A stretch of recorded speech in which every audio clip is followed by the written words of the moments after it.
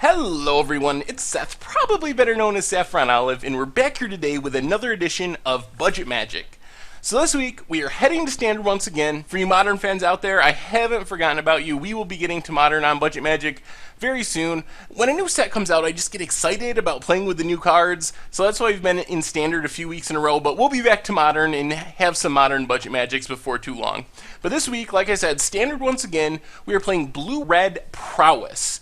So as you can see, 58 bucks in the paper world, 19 ticks online, pretty dang cheap. And this deck is pretty powerful. This is kind of an aggro tempo deck. It plays a lot like Delver, almost, the old Delver decks. We're looking to play early game creatures, back them up with some powerful spells, some cantrips, and card draw, and end the game quickly before our opponent gets a chance to get their Siege Rhinos and Eldrazi and other mid-game and late-game creatures that are just super big and powerful before they can get those online. So that's kind of the idea of the deck. One of the cool things about the deck is every single card in the deck costs either 1 or 2 mana, discounting Treasure Cruise, which technically costs 8 mana, but often we cast it for 1 or 2 mana thanks to Delve. So we are definitely built very low to the ground, playing creatures on turns 1 and 2, powering them up because all of our creatures have the Prowess ability and getting in a lot of damage really early in the game. So let's talk about our deck. First off, we have 16 Prowess creatures. If you're not familiar with Prowess, it's an ability where whenever we cast a non-creature spell, a creature with Prowess gets +1/+1 until end of turn. So if we can play multiple non-creature spells in the same turn, we can make our creatures really big and get through a ton of damage really quickly. So we have 4 copies of Monastery Swiftspear. It's a 1/2 for 1 red mana, has haste, and Prowess. So Prowess, just like I said, whenever we cast a spell, gets +1/+1 until end of turn. Then we have 4 copies of Jeskai Elder, which is a 1/2 for 2 mana, one of it blue. It has Prowess and has an ability where whenever it deals combat damage, we get to loot. We draw a card and discard a card. I mentioned Treasure Cruise a minute ago. Jeskai Elder works really well with that because it's a way we can help fuel our graveyard to Treasure Cruise quicker. Otherwise, it's just a fairly efficient Prowess card. In the more expensive Prowess decks, you might see Jace in the slot. Well, we obviously can't pay Jace because it costs more than our entire deck for 1 copy.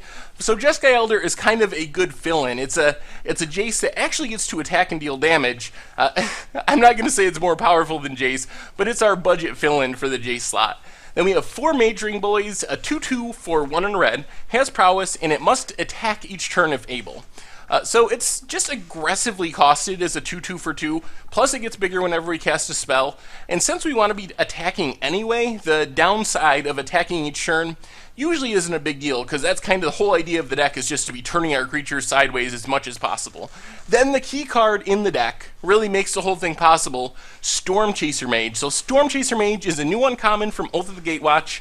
It is a 1/3 with flying and haste for a blue mana and a red mana. So 2 mana, you get a 1/3, flying haste, and it has Prowess.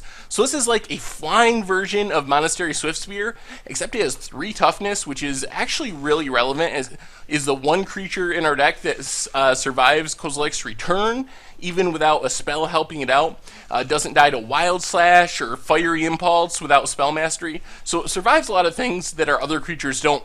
Plus the haste is just really powerful. It helps us get in that fast damage. So that's our creature base, 16 creatures with Prowess.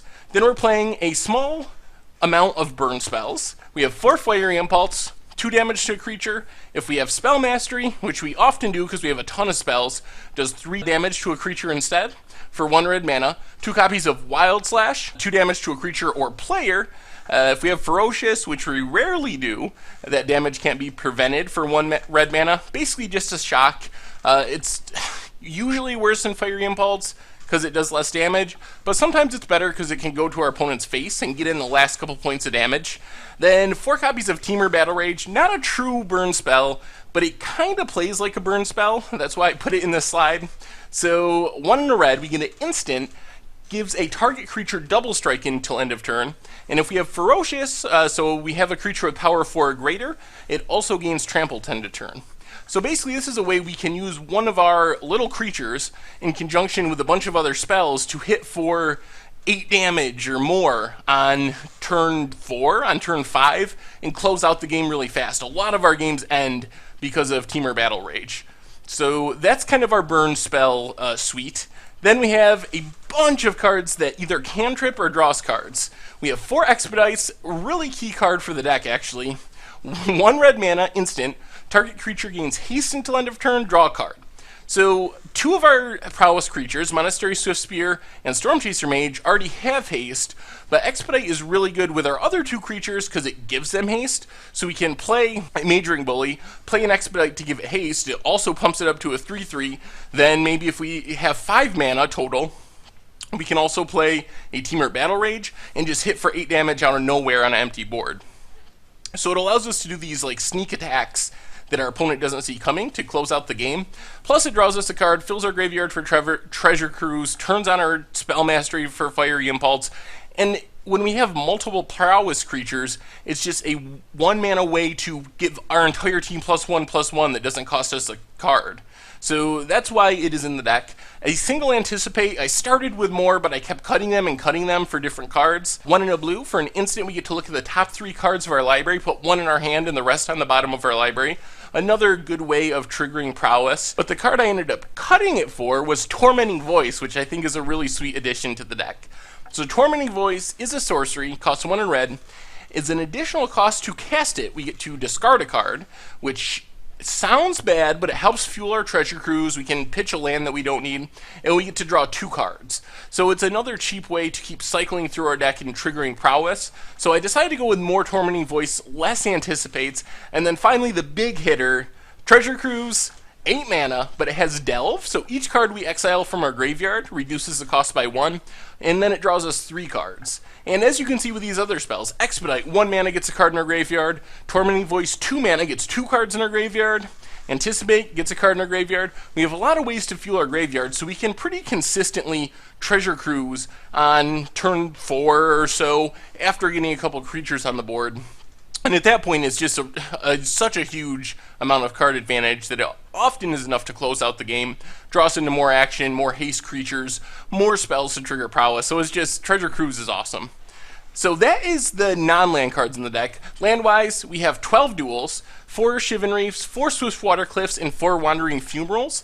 The only one of note, really, is Wandering Fumaral, which is a nice way to hedge against flooding out and a way we can close out the game after we get hit by a Wrath or something, since we can pay a 2, a blue, and a red, and turn it into a 1/4 elemental creature, and then pay 0 and switch the power and toughness so it can hit for 4 damage.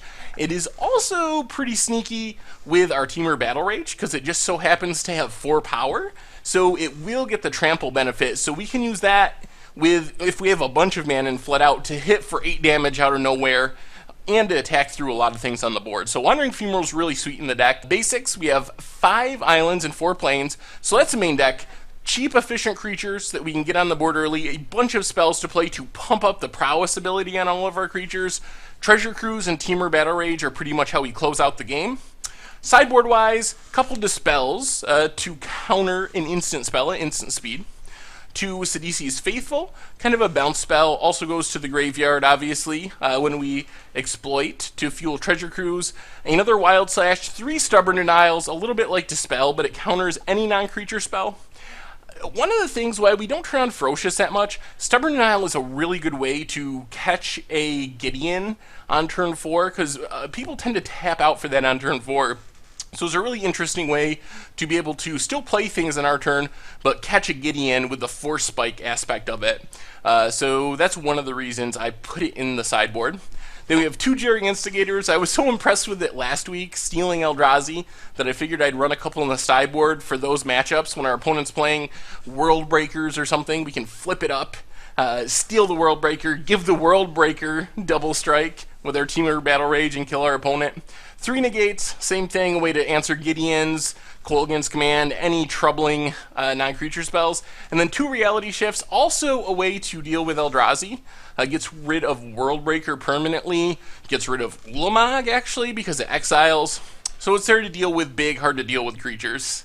So anyway, that's the deck, and I have to say it's pretty sweet. I really like the deck. If you have some more expensive options like Jace, Abbot of Carol Keep, it's really easy to upgrade into a tier 1 or tier 2 deck. I'm pretty happy with the deck. As you'll see in the matches, it's it's pretty fun, and it attacks on a really interesting level. If you like aggro decks, if you like spell decks, if you ever play Delver and enjoy that kind of strategy, I would definitely check it out. I think that you might enjoy playing it. And it's definitely pretty competitive. Definitely could take it to an FNM or that level of event and have some success with it. And even more if you decide to upgrade it and put some more money into it. Anyway, make sure to check out the website, mtggoldfish.com. We got decks, prices, metagame strategy. That's where you find the article for this Budget Magic and tons of other great article and content by myself and other people. And if you enjoyed the Blue-Red Prowess videos, make sure to click the subscribe button that's about to pop up on the bottom of your screen. Anyway, thank you all for watching. I hope you enjoy the videos, and I will talk to you soon.